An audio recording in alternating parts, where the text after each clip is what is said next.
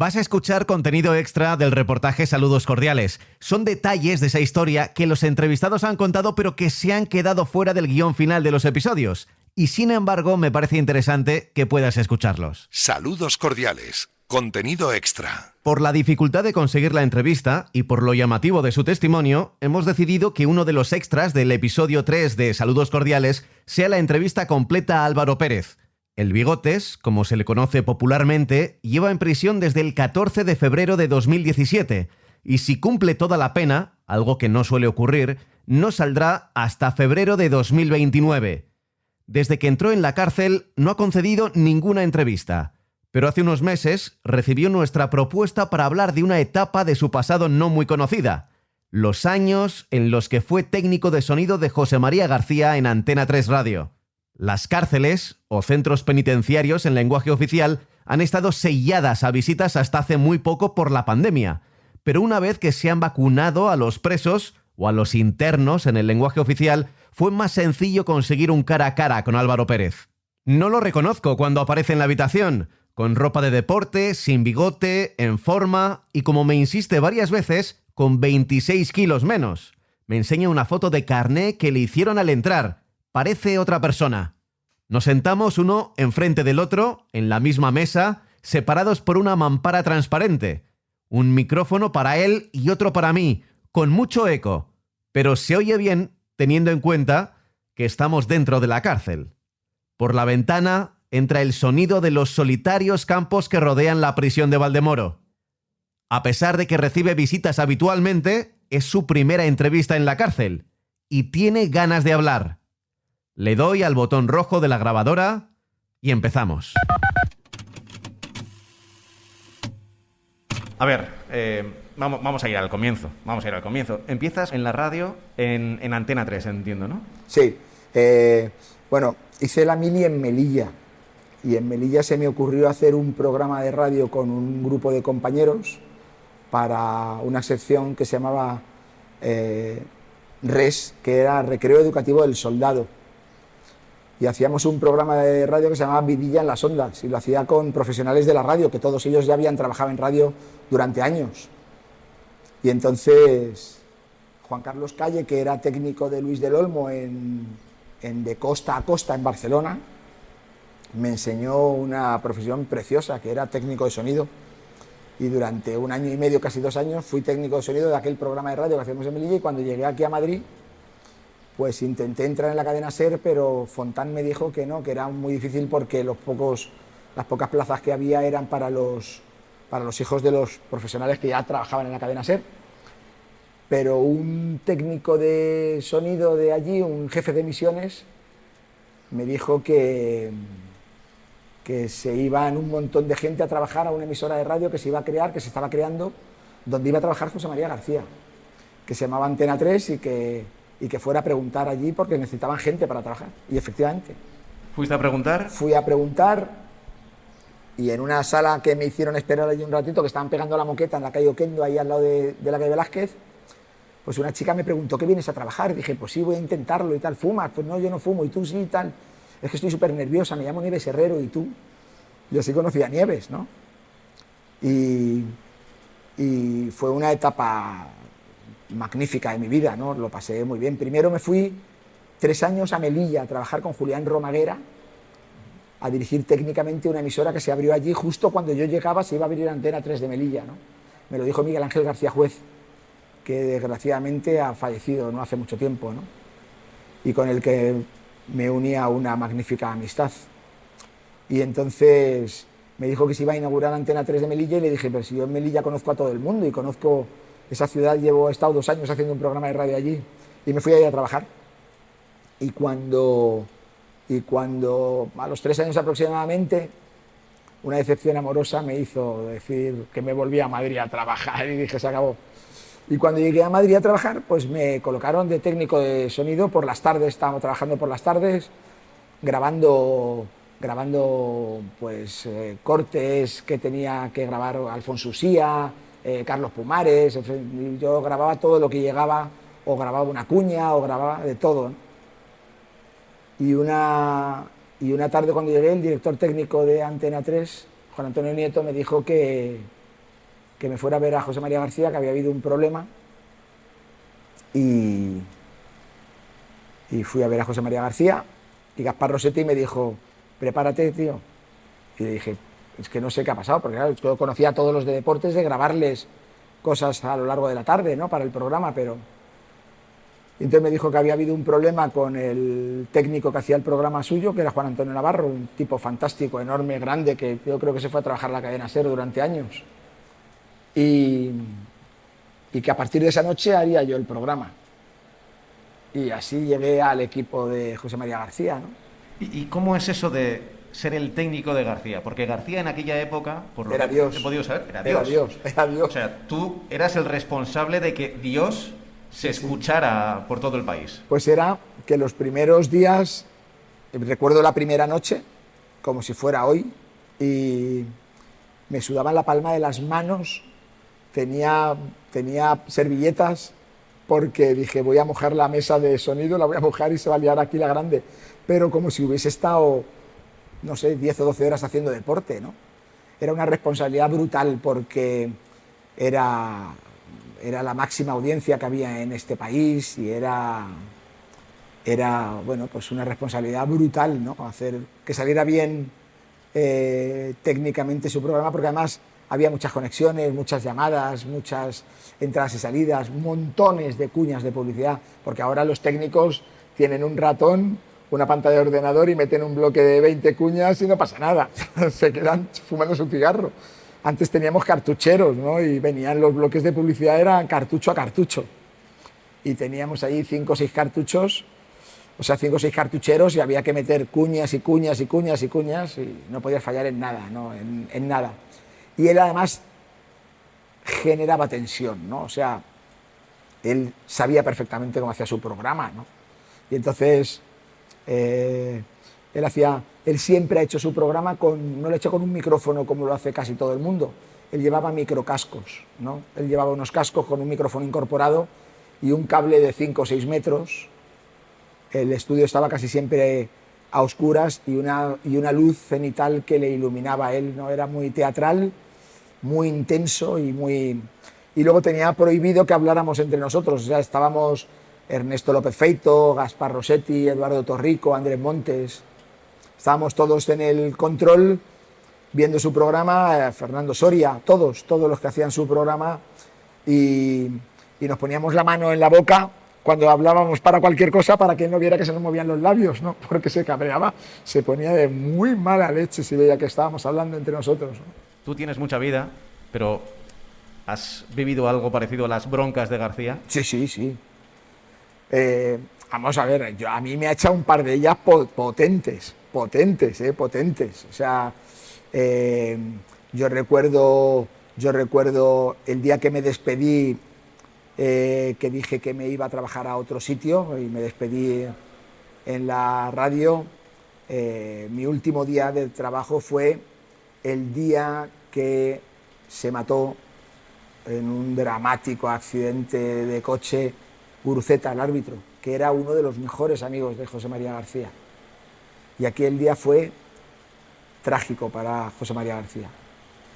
Y hubo un problema tal, él pensó que había sido yo tal, y me echó una bronca, y yo me la tragué entera, pero me echó una bronca que, o sea, José María García te tira un cenicero de cristal a la pecera y se queda exactamente igual que estaba, ¿eh? O sea, te quiero decir, y broncas he visto unas cuantas a todos, gente que ahora tiene cargos muy importantes en medios de comunicación, le he visto echar broncas muy potentes, muy potentes. Ya te digo que son directores de periódicos, directores editoriales de medios de comunicación, que antes eran simplemente, bueno, los que mandaban a diario las crónicas, pues desde Galicia o desde Zaragoza o tal, te puedo decir nombres, pero te quiero decir, no es necesario, pero que ahora dirigen o han dirigido medios de comunicación y directores editoriales en cadenas de medios de comunicación importantísimas, ¿no?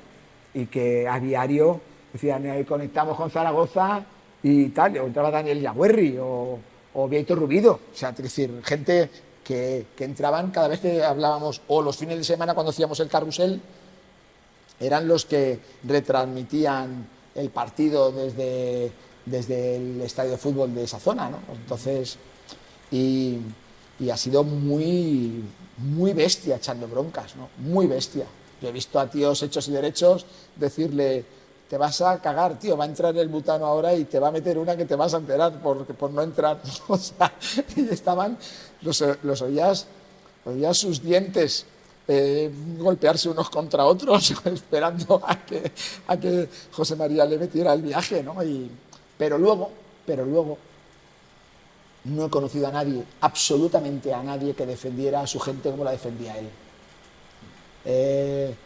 Decir que tú eras del equipo de José María García en un problema, él daba la cara por ti siempre, siempre, siempre. Era intenso trabajar con él, pero por otro lado era una pasada. Te sentías muy bien trabajando con él porque estabas en el mejor programa de radio de la radio española, ¿no? ¿Y cómo era ese momento en el que suenan las señales horarias, son las 12 de la noche y tú le das no sé si era un play o una cartuchera, pero le das a la sintonía, play a la sintonía y empieza a sonar ahí Simple Minds? Pues mira, acabábamos el informativo y yo ya iba recibiendo, me iban trayendo Fernando Soria, Gaspar Rossetti, Eduardo Torrico, me iban trayendo ya las entrevistas que iban a entrar, si había alguna grabada o todo lo que iba, me traían la escaleta del programa y yo ya estaba preparado a mí me pasaba los trastos el técnico que hacía el informativo de la noche. Y entonces me sentaba, preparaba, entraba en sondaba su sintonía, entraba en el estudio, me saludaba, se ponía sus cascos, yo respiraba profundamente y decía: Alvarito, eres capaz de hacerlo. Y empezábamos, pero cada noche, porque además él siempre me llamaba Alvarito, y entonces solamente los fines de semana, cuando hacíamos el carrusel, él decía al mando de los hilos microfónicos: don Álvaro Pérez, Alvarito, el hombre de las corbatas, me ha llegado a decir, porque yo siempre iba con corbata, ¿no? Y entonces, en fin, pero siempre respiraba profundamente porque es como entrar en un quirófano, ¿no? Era intenso, todo era intenso con él, ¿no? Y sobre todo era la responsabilidad de saber la cantidad de millones de personas que te escuchaban, ¿no? Y entonces tú eras el responsable de que todo lo que ese hombre hacía saliera como tenía que salir, ¿no? Entiendo que eras técnico de la noche, de Super García, pero también del programa de fin de semana que en Antena 3 creo que se llamaba Deportes en Antena 3. Sí, el carrusel que hacía, sí. El carrusel, sí. ¿Era muy distinto hacer un programa de otro? Mucho, porque en un programa normal por la noche a lo mejor había 2 o 3 llamadas de teléfono y entonces pues tú llamabas al teléfono tal, lo pasabas a la mesa y le decías a la persona que iba a entrar: por favor, me cuenta usted del 1 al 5 que quiero ver cómo recibo su voz, tal. Pues a lo mejor le teníamos que decir en alguna ocasión: le vuelvo a llamar, que no se oye bien porque la línea no estaba limpia y tal, pero eran 3 llamadas. Pero ahora me imagino que todo ha cambiado con la modernez de la técnica, ¿no? Pero antes teníamos un aparato lleno de cables. Tú es que eres un crío, tú eres muy joven, tú eres un bebé. No tanto. No, pero yo voy a cumplir este mes que viene 59 años. Entonces, se llamaba Conrex, aquel aparato, si no recuerdo mal, y entonces había que conectar todos los estadios. Y además había que conectar a los que no estaban en los estadios. Y a lo mejor teníamos 30 o 40 conexiones, ¿no? Entonces, eso, más lo que suponía cuando llegaba el jefe de emisiones, Pepe Bedia o Enrique Bañuls, que te llegaban con paquetes sujetados entre sus manos y la barbilla de 40 o 50 cuñas. Y entonces José María García te hacía este gesto, que para quien no nos vea es el gesto del dinero, y eso significaba publicidad. Y entonces entraba la publicidad y no podías fallar, porque como fallaras en una cuña, te colgaba, te mataba José María García, ¿no? Y entonces para él era lo más sagrado del programa, la publicidad, ¿no? Era más importante la publicidad que una conexión. O sea, que la gente que se dejaba el dinero en su programa porque confiaba en su programa y le daba su confianza en sus negocios, en sus empresas, que se quedaran satisfechos, y entonces para él era fundamental que esa publicidad saliera magníficamente bien, ¿no? Y entonces pues era hacer el carrusel los fines de semana, era tremendo. Y luego además, fíjate, yo el otro día pensando en esta charla que vamos a mantener tú y yo, que por cierto, felicidades, porque hay gente que lleva intentando mucho tiempo conseguir una entrevista conmigo aquí y no lo han conseguido, y entonces... ¿Cuántas entrevistas has dado desde que estás aquí? Ninguna. Esta es la primera. No, llevo 4 años y medio aquí y no he concedido ninguna porque no me han dejado conceder ninguna entrevista. Entonces, que sepas que eres un campeón, que lo sepan tus jefes y que lo sepa todo el mundo, que lo has conseguido. O sea, que felicidades, Pablo. Pues el otro día, recordando, los fines de semana había algunos días que se traía a su hijo Pepe, al que he tenido infinidad de veces en mis rodillas mientras que hacíamos el programa. Y era muy travieso de pequeño. Ahora le veo y es un tipo fantástico, tiene un aspecto de gentleman cojonudo, ¿no? Pero Pepe era un cabrito de pequeño y estaba corriendo. Y los técnicos de emisiones que estaban por allí estaban súper jodidos porque corría para arriba, para abajo, y José María García se ponía muy nervioso, ¿no? Y cuando lo tenía yo en mis rodillas, el tío se calmaba y yo le explicaba cosas y tal. Y ahora fíjate, Pepe, que tu padre se está poniendo de mala leche y tal. Y Pepe era muy travieso, y pues hemos pasado tardes muy, muy entretenidas con Pepe porque era muy cabrito. Con Pepe ha salido, creo que muy a su pesar, en el podcast, en el reportaje, sí. Porque José Ramón de la Morena, en un momento dado, cuando Pepe es becario ya en COPE, ya no estabas, y ya es mayorcito, y se ha sacado la carrera de periodismo, le dio mucha caña a García por haber enchufado a su hijo en el equipo de deportes de la COPE. Porque en aquel momento... Es cojonudo. Aquí enchufa cualquiera a su primo, y ahora le da caña a un tío porque enchufa a su hijo, como para no enchufarle. O sea, en fin, bueno. Que en aquel momento, mira, vamos a pasar ya a ese capítulo. Tú supongo que esto ya lo viste desde fuera, la rivalidad García de la Morena, porque tú ¿cuándo dejas a García? Yo estuve desde el año 81, creo, aproximadamente, sí, el 81 hasta el 88, así creo. Ajá. 87. Que es justo más o menos cuando empieza el larguero. Empieza en el 89. Sí, porque yo no viví. Creo que Ernesto López Feito se va con De la Morena, ¿no? El equipo que estaba con José María García, el equipo, yo lo que consideraba equipo eran los que realmente pasaban la tarde con él algunas mañanas, y era su equipo más reducido, su equipo más íntimo, ¿no? El bestia. Pues era Gaspar Rossetti, Eduardo Torrico, Fernando Soria, que hacía el programa los viernes, y... Javier Ares, que es el que hacía la Vuelta Ciclista España, ¿no? Para José María García, estaba con José María, eran los dos que se repartían la Vuelta, ¿no? Y tenían una audiencia brutal porque era fantástico escuchar la Vuelta, ¿no? Oye, la Vuelta, vamos a hablar de eso, de la Vuelta, que precisamente el episodio es sobre la Vuelta Ciclista España y lo que hacían los técnicos. La estrella de la Vuelta era Balduque. Balduque era quien dirigía la Vuelta a España, o sea, Balduque era el número 1. Yo creo que mandaba más que José María García Balduque, porque como además... No sé quién es más bajito, si Balduque o José María García, porque a Balduque hace muchos años que no le veo. Le vi en la cadena SER un día que fui a ver a un amigo y tuve la oportunidad de darle un abrazo. Y Balduque es un tipo que todo lo que tiene de grande por fuera lo tiene de grande por dentro, ¿no? Como técnico no tenía precio. O sea, Balduque estuvo con José María García, pero podía haber estado con quien fuese, porque Balduque era el número 1 en este país, en esa época, ¿no? Entonces, la Vuelta era intensa, era muy intensa, porque te digo lo mismo, ¿no? Para que te hagas una idea, el ir en moto en la Vuelta suponía, por ejemplo, pues que tú ibas a un tío que pegaba tu espalda con su pecho, no pegaba tu espalda, pero con su espalda, iba al revés, ¿vale?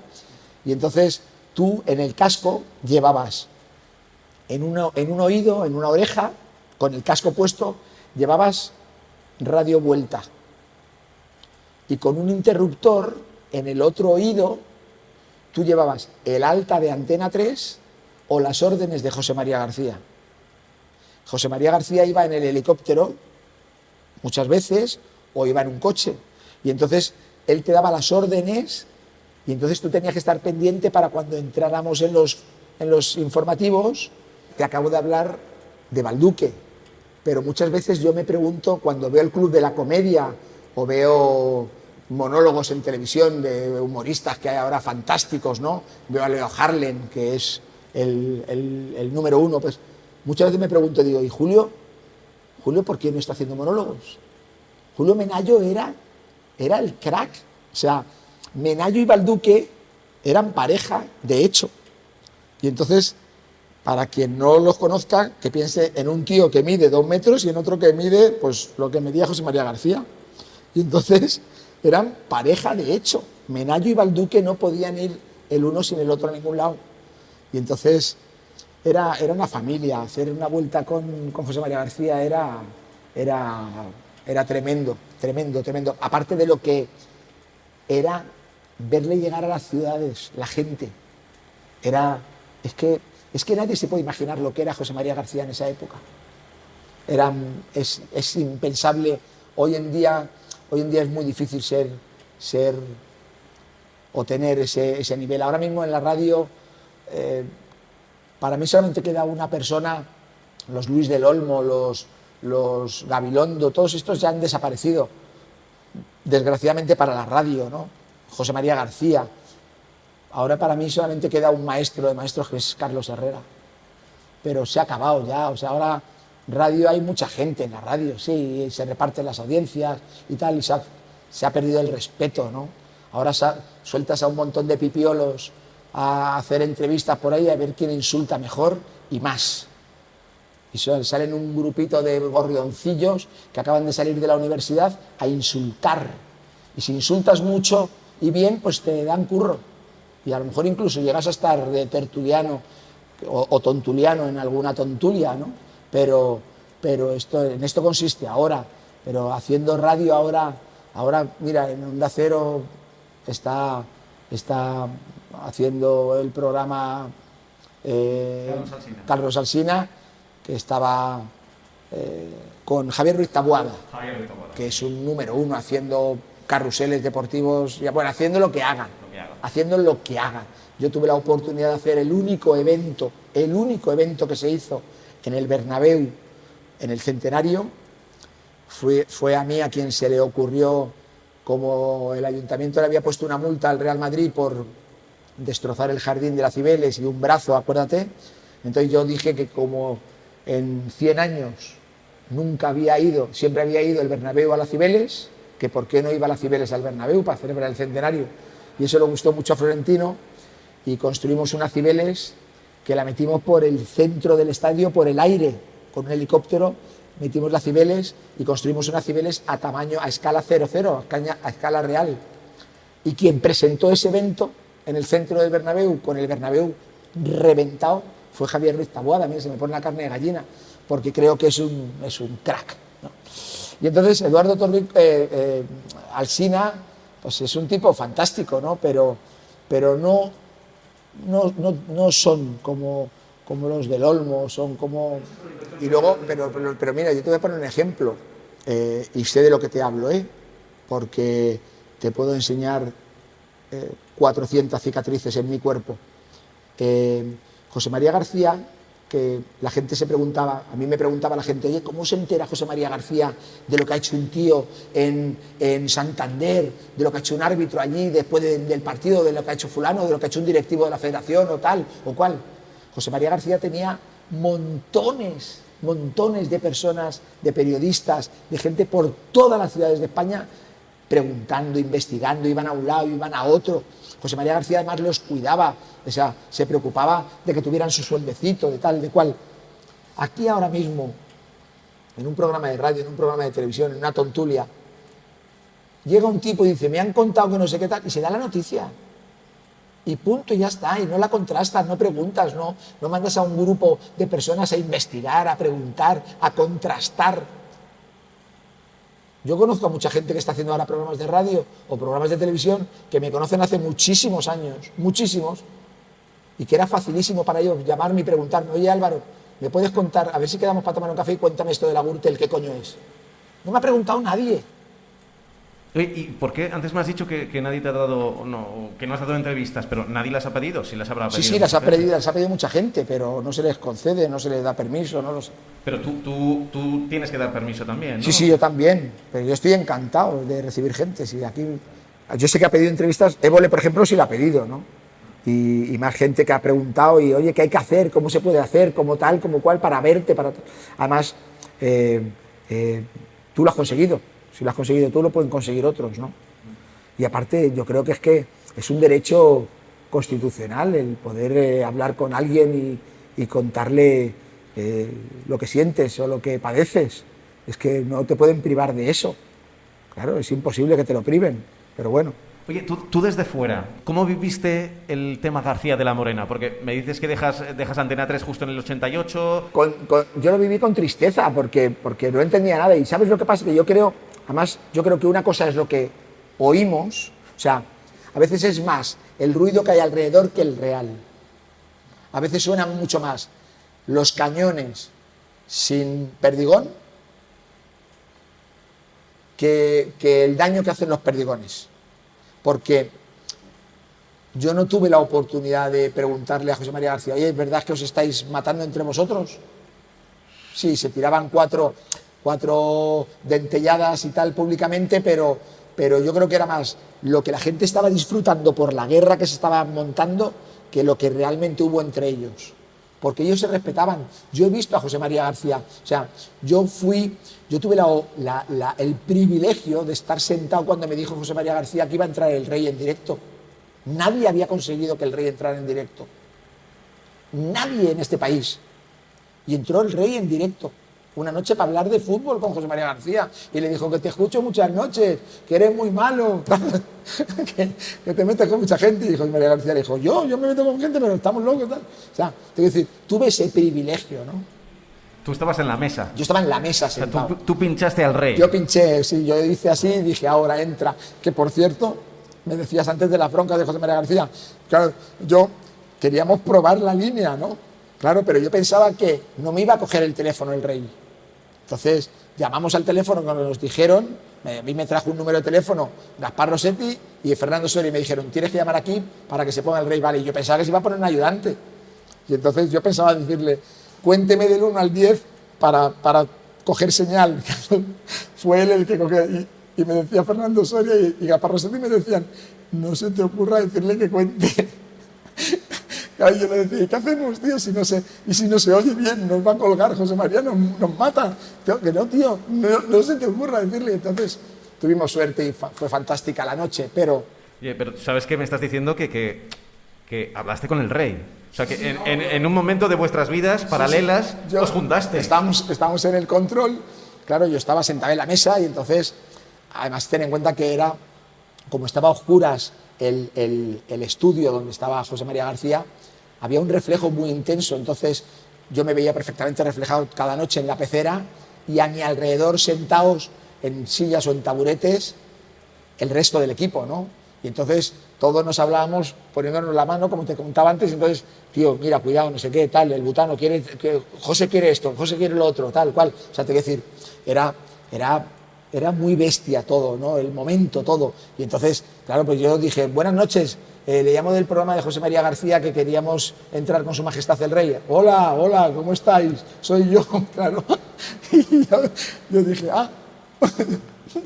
ahí te quedas cortado, no sabes decir majestad, señor, ¿no? Te quedas cortado, ¿no? Y ten en cuenta, yo voy a cumplir 59 años, pero en el año 82 o algo así, que creo que fue aquella noche, pues yo era un crío, tenía 20 y tantos años, ¿no? Entonces, pues era muy... Bueno, y el Rey era el Rey. El emérito era el Rey. Era el Rey en los 80, recién el 23F acaba de ocurrir, era como el héroe de la democracia. Era el pedazo de rey, sí. Era todo un rey con todo... Ya me has dicho que lo veías un poco como que realmente no te creías que hubiera tanto... o sea, que ese ruido mediático no era real entre García y de la Morena. Sí, porque yo sé que José María García, Luis del Olmo lo respetaba mucho y de hecho ahora mismo yo sé que, por ejemplo, Carlos Herrera Luis del Olmo y José María García quedan para comerse una paella y se ríen y hablan. Y si escuchas el programa de Carlos Herrera, todos los viernes con el grupo Risa, pues se meten con José María García de broma y tal, ¿no? ¿Tú escuchas al grupo Risa? Sí, lo escucho. ¿Qué te parecen? Fantásticos. Sí, fantásticos. Sí. Fantásticos. ¿Aquí podéis escuchar la radio? Sí. ¿Pero tenéis horas o cuando queráis? No, cuando queramos. Sí. No, es que, ¿sabes lo que pasa? Que la gente, no vamos a hablar de la cárcel hoy porque no procede, pero la gente piensa, la gente no sabe lo que es la cárcel. La gente no se puede ni imaginar lo que es la cárcel. No lo sabe nadie. Tú cuando pasas, que probablemente, Pablo, has pasado 1000 veces por una cárcel y la ves la torre, ves la cárcel y piensas en lo que ves en las películas o en los reportajes de Discovery. No tiene nada que ver la cárcel con lo que realmente es la cárcel, ¿no? Entonces, sí, vemos la tele, tenemos televisión en las celdas y la radio, y podemos escuchar la radio y tal. Lo que no podemos es tener ordenadores o teléfonos móviles, pero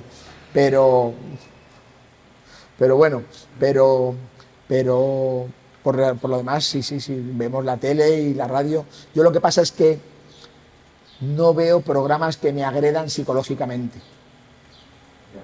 Y entonces veo mucho reportaje, veo documentales de la 2 y de Discovery Channel ¿Y el fútbol? Y de la otra. ¿Veis el fútbol? No me gusta el fútbol. Ah, ¿no te gusta el fútbol? No me gusta el fútbol nada. De hecho, una anécdota cojonuda es que una noche hacíamos el programa y me dijo García que estaba Butragueño en el plató y que le abriera, en el estudio, que le abriera el micrófono y se lo abría, creo que era Mitchell, porque estaban los dos. Y entonces me dijeron todos, a ver, tío, joder, no sabe quién es Butragueño. Y dije, últimamente, pues no, la cara no se la pongo ahora mismo, ¿no? No me ha gustado el fútbol jamás. Soy del Atlético de Madrid por motivos sentimentales. Tuve un tío mío, era Eugenio Leal, el que jugó en el Atlético de Madrid mucho tiempo, ¿no? ¿Qué tiempos? Sí, qué tiempos. Tú dejas la radio, pero sigues escuchando la radio. ¿La escuchas Sí, ahora sí, y la escuchabas antes? O sea, tú has seguido a García también. Ahora escucho, algunas noches escucho la COPE. ¿El partidazo? Escucho a Juanma. ¿A Juanma Castaño? Sí, Ajá.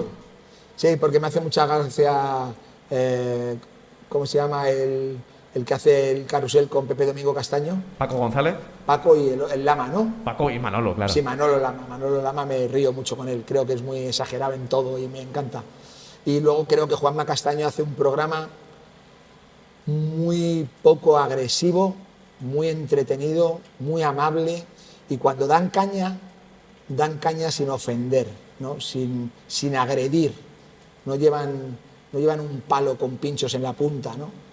Y creo que es muy entretenido, porque además te voy a decir una cosa, cuando José María García hacía ese programa que hacía, del que estábamos hablando en esa época, Pablito, Pablete, Javierito Tururú, que le llamaba al ministro Solana, Javier Solana, que le decía Javierito Tururú, que por cierto, cuando decía Javierito Tururú, mira, José María García, sus pantalones de los trajes eran trajes hechos a medida y no llevaba bolsillo americano. O sea, no llevaba bolsillo inglés, llevaba bolsillo americano así, en horizontal, no en vertical, el bolsillo. Entonces él se metía las manitas así. Y entonces hacía el programa paseando por el estudio y hablando a oscuras. Y había que seguirle, porque a veces no sabía si se callaba. Y entonces él hacía el programa. Y cuando decía Javierito Tururú, él me miraba a mí a los ojos, por eso se cabreaba cuando me hablaban o yo hablaba, porque era como si me estuviera contando a mí o a Gaspar Rossetti o a Eduardo Torrico, nos miraba a los ojos a nosotros y por eso era tan intenso, porque la gente me preguntaba, es que parece que me cuenta a mí el programa, claro, es que él estaba mirando a los ojos de alguien. Y entonces esto en comunicación, cuando hablas en público, das una conferencia en público, siempre te dicen los expertos que tienes que mirarle a los ojos a las personas para que llegue más, ¿no? Bueno, pues él nos miraba a los ojos, y entonces cuando decía Javierito Tururú, hacía así, Javierito Tururú, y hacía el gesto de Tururú. Con la mano en la nariz. Con la mano en la nariz. Y era muy... Y entonces, pero Javierito Tururú, o Abrazafarolas, o Correveidile, o Pablito Pablete, no es la manera de ofender que tienen algunos periodistas ahora, ¿no? Ya.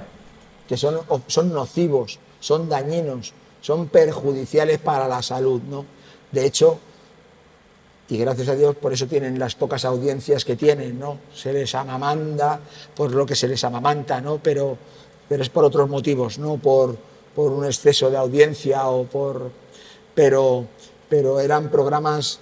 De La Morena empezó a hacer otro tipo de programa, no era como el de José María García, era menos incisivo, pero era divertido, era muy divertido, y entonces la gente empezó a elegir: ¿qué quiero? ¿La caña de José María García o la fiesta de La Morena? Y entonces se repartían las audiencias, porque claro, hubo una época en que José María García no repartía audiencia con nadie, pero aquí, que es por lo que hablábamos, procuro no ver programas que me agredan psicológicamente, ¿no? Porque escucho mucha sandez, mucha estupidez, escucho a mucho desinformado, ¿no? Por eso te digo que procuro ver documentales y alguna película interesante que no hayan repetido 500 veces, ¿no? Pero por lo que veo por tu ropa, ¿aquí haces deporte? Mucho. ¿No? He perdido 26 kilos y estoy hecho un toro, como puedes ver. Oye, has mantenido, entiendo, contacto con García, ¿no? Con García le vi hace como un par de años antes de entrar aquí, le vi en un club de golf. Yo estaba en el restaurante con un abogado y con un periodista y le saludamos. Me dijo que cómo estaba, que a ver si hablábamos, que le llamara, pero no lo hice, no le llamé. Le debería haber llamado, pero no le llamé. Puedes aprovechar este podcast también para decirle algo. ¿Qué le diría a José María García? Que gracias por los años y por los momentos que me hizo vivir, que no los voy a olvidar jamás y que disfrute mucho ahora de todo lo bueno que seguro que le está dando la vida, porque putadas la vida nos da a todos, ¿no? Desgraciadamente, esto es un rosal, ¿no? Para coger una rosa cojonuda te tienes que pinchar 6 veces, ¿no? Pues ahora me imagino que tiene nietos y que disfrute mucho y que se lo pase bien y que se coma muchas paellas con Carlos Herrera, ¿no? Y poco más, y que pasé una época fantástica con él, ¿no? Pero no se puede dar marcha atrás a la manivela. Ya. ¿Cuánto te queda aquí? Mucho. ¿Lo cuentas? No, procuro olvidarlo. O sea, no haces planes para después. No. Que pase cuando tenga que pasar y al ritmo que tenga que pasar. Sí. Y ya veremos. Claro, estaba pensando yo en García. He aprendido mucho de José María García haciendo este reportaje, porque claro, hay cosas que yo le conozco más o menos de las veces que he ido a Marca y tal, pero mínimamente, no como vosotros. Y yo sé que esta entrevista, a ver, a mí me la han concedido porque solo vamos a hablar de José María García. Solo vamos a hablar. Y de hecho no puedo salirme del guión. Aunque, a ver, contigo podría hablar de cualquier cosa, pero luego no podría... ¿Sabes lo que pasa, Pablo? También te voy a ser sincero. He escrito un libro que cuando lo saque probablemente me quieran volver a meter aquí. pero vamos a ser caballeros los dos y vamos a respetar las normas, porque ya te digo que si habláramos de otras cosas, entonces tendrías que o bien pasar aquí un par de semanas durmiendo, lo cual no te aconsejo, o tendrías que venir durante 2 o 3 semanas todos los días en sesiones de mañana y tarde, ¿no? Pero estoy convencido que si García te estuviera haciendo esta entrevista, García se saltaría el... Sí, que no te quepa la menor duda. Que no te quepa la menor duda que se la saltaría. Sí, estoy convencido que se la saltaría. Y yo llevado por su valentía. Mira, yo recuerdo una noche que también no se me olvidará jamás, que García había habido un problema una tarde con los Ultrasur del Bernabéu y se fueron todos a ver a José María García porque José María García los llamó panda de malnacidos, dijo que no tenía ninguno partido de nacimiento porque no sabía quién era su madre, ¿no? O sea, las barbaridades que les dijo. Y se metió él solo en el estudio porque querían llamar, Fernando Soria y tal, y Gaspar Ostetti querían llamar a la policía, y dijo que ni hablar, que no llamara a nadie a la policía, y se metió en el estudio él solo con 15 o 20 Ultrasur, y le dijo: a ver, ¿qué coño pasa a vosotros? Sois una banda de hijos putas, ¿tú te crees que se puede ir rompiendo cristales y retrovisores y coches y a la gente, ¿estáis locos vosotros? Y liar la que habéis liado. Y se quedó como Dios, no se asustó ni se amilanó, no, es que tal, es que cual. Y al final tragaron todos, le escucharon, se llevaron una bronca de puta madre y se fueron. Y eso solamente lo hace él. Porque la gente decía, no, es que hace eso porque se esconde ahí en la radio, insulta a uno, insulta, pero cuando los tiene delante, no. Mira, yo le he visto a José María García abrir una noche el programa y decir, buenas noches y saludos cordiales. Anoche, fulanito de tal nos mentía. Anoche, fulanito de tal era un cobarde.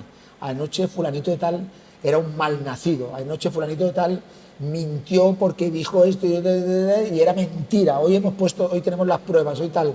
Fulanito de tal se ha reído de su club, se ha reído de tal. Fulanito de tal, buenas noches, fulanito. Y se lo ha dicho mirándole a los ojos. Y fulanito estaba ahí sentado que no le quedaba cuello ya. Peor que una tortuga. Blanco. Sí. No, mira, es que no, mira qué miro, a ver, qué miro. Es que acaso no es verdad esto y esto y esto y esto. O sea, te quiero decir, José María García le daba lo mismo tenerle delante que no tenerle. Se lo decía exactamente igual. Exactamente igual. Entonces, por eso era único.